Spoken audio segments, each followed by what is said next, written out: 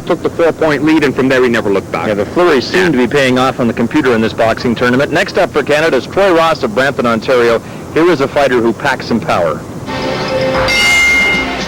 Brampton's Troy Ross owns a devastating right. Many in Canada have felt its sting, and now Ross would like to show it to the world. He'll need world-class power in his first Olympics as he faces the world's 4th-ranked light heavyweight, Bernard Reform of Seychelles. But Ross knows him, having come out on the top end of an 8-4 decision in May. Reform will seek redemption here in Atlanta, while Ross will seek a repeat. Troy Ross is a crowd pleaser. He's a powerful puncher. He's the most powerful puncher in the team. He can knock everybody out with one punch. Ross, nothing suggests that Troy Ross can't beat Reform again. No, not at all. And one thing that he has learned now, and this came up gradually, was that he's learning now more to box. He's not relying specifically on that power where he's going to try and take you out. He's waiting, he's being very patient. And then when he lulls you into a little bit of a sleep, he's unloading with that devastating power. As long as he can keep putting that left hand first, then finish off with the right hook, he's going to be fine. Is it all about patience for Troy Ross, trying to set up that right hook? Yes, because I think if he goes out there and shows right away that he's a power puncher and looking to take you out, that's going to set the other guy on the defensive. He's going to start to use a lot of movement. That means Troy will have to take the aggressor's role, and when you take the aggressor's role, you could be leaving yourself open to counter punches. So if he just waits and then surprises this guy, that's going to be the key. So it's Troy Ross of Brampton, Ontario versus Roland Reform of Seychelles coming up here at the Alexander Memorial Coliseum, and we'll see you, Brian. All right, Ron, you're right. He is the major American hope, Antonio Tarver of Orlando, Florida, the only American we would consider to be a legitimate gold medalist favorite, and why wouldn't he be? He is the reigning world champion. Last year pulled off a rare triple never before seen in the U.S. when he won Pan Am gold, the U.S. title, and the World Championship in Berlin. The Alexander Memorial Coliseum going crazy now as Tarver is about to step into the ring area. His opponent in this fight will be a tough one, Dmitri Vybornov of Russia. Scott, I had the pleasure of interviewing and seeing Antonio Tarver in Berlin, and he's a class act, and when you see him in the ring, he's a class boxer. He's got nice fluid movement, he goes both ways, he slips nicely, works behind good straight punches, and he's relatively old by North American standards. It's surprising he hasn't turned pro. I asked him about that after Berlin, and he said no, he says I'm going to wait for the Olympic Games, and he says we'll see after that. And here's the opponent, the Russian. Vybornov, we don't know much about except that he's 26 years old. And Tarver into the ring now. He's a major success story. At age 19 and 89, crack cocaine was his #1 priority. It had control of his life, but he entered rehab, and with his mother Gwendolyn standing by him and his 3 sisters, he beat it. Now Tarver can taste Olympic gold and all the trappings that go with it. And Russ, if he wins, they'll be lined up to run his pro career, but he doesn't have much time because, as you've said, he's 27. 27 years old. It's going to be tough, but I'll tell you, this guy has come through so much adversity, and the weight that was on his shoulders in Berlin last year after the Americans were getting soundly beaten over there. They just weren't in any of the fights. They weren't able to deal with the computer system well, and Tarver just held it all together and came up with a magnificent performance, especially in the final against the Cuban Vega. Now, Tarver's proven himself world #1 at every turn, including 3 defeats of Diaz-Vani Vega of Cuba, who is not at these games. He had a car accident, and Ramon Garbi, 93 world champion, was supposed to be the Cuban light heavyweight here. There's Evander Holyfield. Garbi defected, though, so Freddy Rojas is in this class for Cuba. And how strong can he be? Because they've brought him down 20 pounds from heavyweight. He's a Cuban. That makes him strong. So it's Antonio Tarver of Orlando, Florida, in this light heavyweight preliminary bout against Dmitri Vybornov of Russia. The one thing that Tarver's got going for him is he's so skilled and so deft. He's so difficult to hit. You know, he's like a ghost in there. He rolls that upper body. He turns with the punches. He parries. He picks the shots off. He's so difficult to hit that even though his style is quite professional, like you'll see a lot of upper body movement, he's so difficult to hit and doesn't give up a lot of points on the scoring system. And what he does, he adapts maybe, if you will, the Cuban philosophy of come out to box first and then punch if he can take you out. So if he can't take you out, he'll try to, but his first priority is to box. USA 7-1 in boxing at these games. The only loss suffered by Eric Morel, who got a lesson from Romero of Cuba at flyweight yesterday, but the Russians are also very strong as a team. They're 5-0 with 5 fairly convincing victories. And the one thing about the Russians, they had to go, of course, through the European qualifiers, which was a very, very tough tournament. But just to get out of Russia, to win the Russian title, was probably tougher than to get through the Europeans. Alan Walker of New Zealand is the referee. It's Antonio Tarver of the U.S. in the blue and Dmitri Vybornov of Russia in the red. Now, normally, Russ, when Americans have entered the ring, they've gone up about 5-0 in the first 30 seconds. Well, kind of like the Edmonton Oilers in their dynasty days. Before the game began, they already led 3-0. Well, I would have used the Montreal Canadiens in their dynasty days, but I guess it's all the same. The one thing that could be a little bit confusing here with Tarver is they're both southpaws. Vybornov and Tarver both southpaws, and as a southpaw, you don't often get to meet a lot of southpaws. So you'll notice the way Tarver's reacting. He's not quite sure which hand is coming at him because he's used to handling the right-handed stance.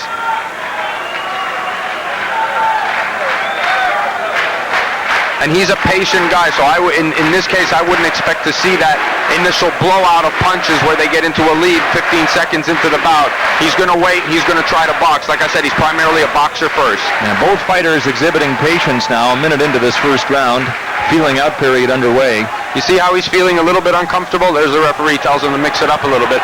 Watch when Tarver throws his jab, the way he leans to the right side, which is the way to do it against a right-hander, but the wrong way to do it against a left-hander. He's still a little, he's like, I don't know if you want to call it nervousness, but the reaction, the muscle memory is not quite the same.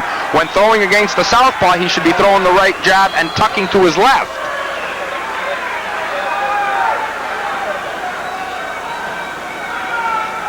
Crowd is solidly behind Antonio Tarver, as you'd expect in the Alexander Memorial Coliseum in Rush. You cannot underestimate the crowd advantage. Oh, absolutely. It really gets you pumped up just when you think you can't throw one more punch, when you've given it your all. You know, that crowd starts to yell and cheer. And that even happens in the fights where there's two non-Americans fighting in the ring and the crowd gets behind one for good effort, and that spurs them on. First flurry of punches by Vybornov of Russia, but no points come up. And Russ, as we await the first scoring blow, it's a good time to pose this question. What's the deal with the shorts the Americans are wearing? Hey, if they're giving to you for free, you wear what's given to you. I'm sure that wouldn't have been Tarver's primary selection. See, now one scoring blow up for Antonio Tarver, and this with 30 seconds to go in round one. I didn't even see that one come up. I was just about to make the remark of, look, on the inside, you're not going to get any scoring blows, and one flicked up on the screen. There's a forearm takedown, WWF style. I guess that might be, at best, an indication of the Russian strength. See the way Tarver's reacting. He doesn't like fighting this southpaw. I think this is throwing him off. This is the first time we've seen an American fight and so little scoring in the first round. Only 1 point, but to the crowd's delight, it has gone to Antonio Tarver. And I don't know where that point came from either. So again, what we were saying is seeming to hold true, although not to such great evidence as it was earlier, that for some reason or other, the certain fighters are getting favored with blows that, you know, from our both televisions here and from our view of the ring, we didn't see that land. Now also on this side of the draw in the light heavyweight class is Troy Ross of Canada, and he'll box later this afternoon against a ranked fighter from Seychelles. Here was the forearm takedown. Oh, and that was that wasn't evidence of strength. That just wasn't off balance. Vybornov just threw him down from one side all the way to the next. Maybe that's the reason Tarver's moving. Maybe he's got an idea of something we didn't know about. There seems to be quite a difference in strength dominance there. Strength factor, I should say.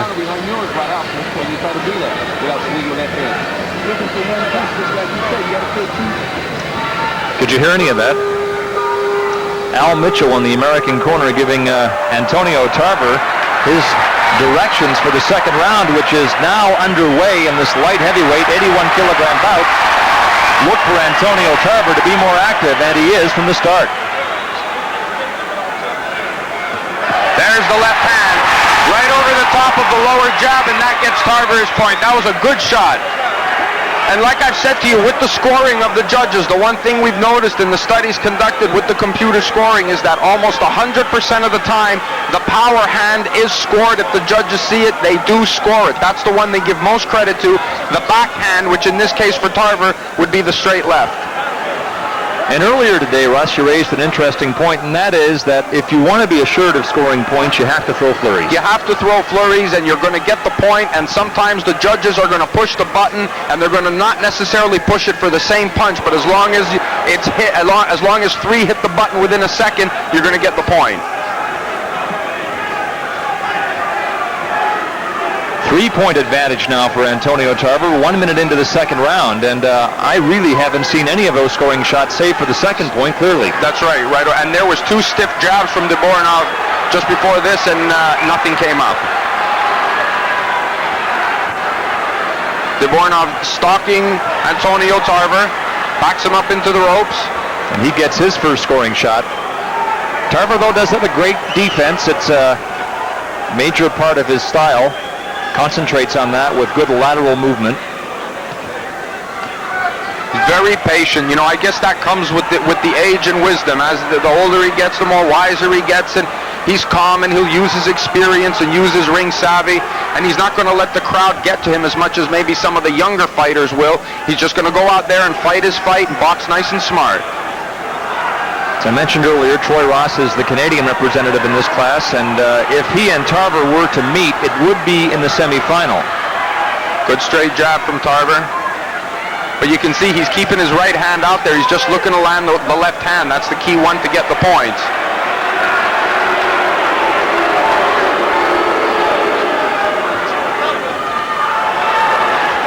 I'm expecting a good scoring blow by Vybornov. That was a solid right that caught Tarver flush. You know, I was looking to see more from the Russian, a little more activity from the Russian, a little more flurries. He's throwing too many one punch at a time, and if he does that, Tarver's going to come over with that left hand. There it is. This is a whole lot closer, Russ, than Tarver, his corner, and all the fans in this building would have liked it. Well, both of them are boxing. They're trying to fence. That's human fencing. They're trying to get the one blow, try to get it clean, and I think both these guys are offset, Tarver more so, by the fact that Vybornov is a southpaw.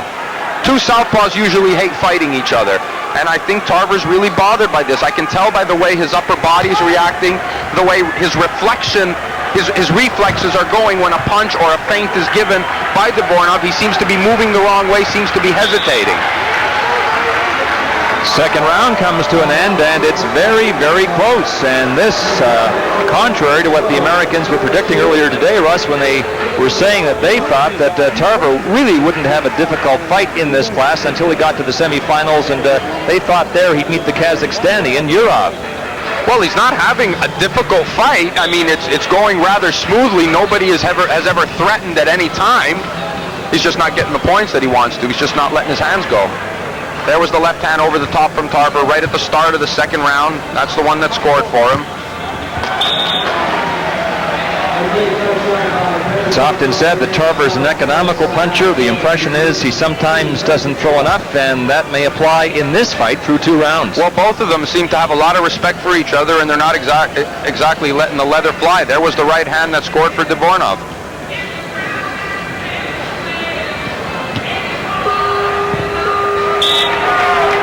So Dmitri Vybornov of Russia and Antonio Tarver of Orlando, Florida, head to the center of the ring to begin the third and final round of this light heavyweight preliminary bout. And Tarver started the third round the same way he started the second, letting the left hand go. It worked for him in the second, but these 2 have missed in succession. Now the third one misses, and the fourth one. Tarver a whole lot busier now to start the third round. So guess what the instruction was coming out of the corner? Well, you have to know the Americans knew the score. They told Tarver, you're only up by 1. You better get out there and score some points and ensure victory. Yeah, and what hand did you think they told him to throw? It was either the right or the left. I'm guessing the left.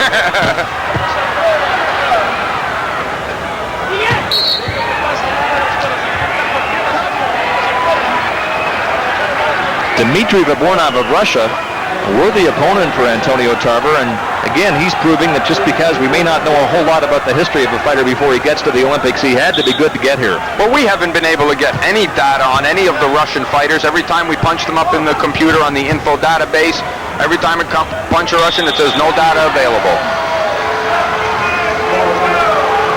Some of them, of course, we know from their performances in past world championships and other international tournaments. You know, the thing is, the dangerous thing when a fight is this close between such two skilled opponents is that who's going to make the mistake, because the one mistake they make in the last round could be that 1 point difference, the crucial difference to getting that point that could ensure victory. Who will be able to outweight the other? Well, for the first half of the third round, Tarver has been the aggressor. He's trying to follow the instructions that we think he was given in his corner between rounds. And he just did. He came over the top with the left hand, and it scored. Big point, given the way this fight has gone. Now it's 4-2 for Tarver. Vybornov is not throwing his left hand at all. From long range, he's not throwing it whatsoever, and he's going to have to watch that. He's going to get called for that. That's the second time he's been given a warning, for a caution for that. He does that one more time. That's right. He'll get the point taken away, and you know that means the opponent gets credited with 2 points. That's the rule in boxing. 2 cautions. Third caution becomes a warning, which is 2 points given to your opponent. So you better be careful. Still 4-2 for Tarver. And as you can see, it's impossible for Tarver to mix it up on the inside with Vybornov. So he wants to stay at a distance. He seems to be the better condition of the two. He's got more energy, more gas left in the tank. Vybornov is only using that jab from long range. They don't always credit a jab. They don't figure it's hard enough. There was the left hand again. 3-point advantage now for Antonio Tarver with 30 seconds to go in round 3. Tarver should be just happy that Vybornov is falling in on him and staying there with a 3-point lead. That's fine. Let him fall in on you. The longer you stay there, the better it is for you. Yeah, that's it, Antonio. Don't fight out of there, because as long as you're there, let the referee come in and do his job, and you're 8 seconds from victory. USA is going to go to 8-1 in boxing at these games. Antonio Tarver hangs on to defeat Dmitri Vybornov of Russia. It was a whole lot tougher fight than I think the crowd or certainly the Americans expected. I was a little disappointed in Vybornov. He hardly let that left hand go at any time during the fight. He was content just to work with the lead hand, and Tarver capitalized on that by going over the top with it with the left, and that got him his points. 5 points worth on the 5 left hands. What do you think of Tarver, the only American gold medal favorite in these games? Oh, like I said, he boxed exactly as we said at the outset. He's a smooth, economical boxer, and he did it. But I really think in this fight we didn't see the best of him due to the fact that I think the southpaw style of Vybornov bothered him and offset him. I don't think he felt comfortable in there against the southpaw. But Tarver has done his work. His mother, Gwendolyn, in the crowd to cheer him on today. He has defeated Dmitri Vybornov of Russia, so Tarver goes through to the round of 16. Don't forget, Troy Amos Ross of Canada is still to fight here at the Alexander Memorial Coliseum this afternoon. He'll be taking on Roland Reform of Seychelles. Now confirmation of the decision in this one. That's going to be a heck of a matchup should they meet. Tarver and Ross, the boxer against the puncher. Well, the crowd, including Tarver's mother, greet that with some surprise. They may not have been entirely sure he won it, but he has. And our coverage of the Centennial Olympic Games will continue in just a moment. Thank you, Don. And here at the Memorial Coliseum, Troy Ross of Brampton, Ontario in the red against Roland Reform of Seychelles. Underway in their light heavyweight 81-kilogram preliminary bout. Troy Ross spent 4 years on the road to the Olympics. Now he's here with a chance to give Canada its 3rd win of these games and 2nd of the day. And Ross has to be confident, having beaten this boxer, Reform, 8-4 at the Liverpool tournament in May. Internationally, Troy does not lack confidence. Yeah, but by his own admission and that of his trainer, Dwight Fraser, they know this is a very tough fight. And the disadvantage that Troy has in this weight class, even though he can punch